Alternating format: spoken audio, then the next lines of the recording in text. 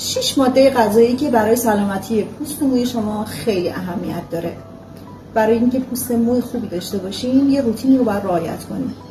یکی از این روتین ها خوردن غذای سالم و مغذی هست. اولیش آووکادو هست. آووکادو چرا؟ به خاطر اینکه چربی که تو آووکادو هست برای سلامتی پوست و مو و ناخن خیلی مفیده.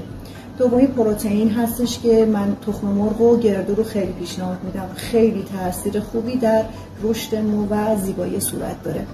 گوشت هستش که هفته 2 الی 3 بار اگر مصرف کنید بسیار کمک کننده است در سلامتی پوست شما. ماهی هستش که مخصوصا ماهی سالمون که امگا 3 خیلی بالایی داره و بی‌نهایت در درخشان شدن پوست شما تاثیر داره.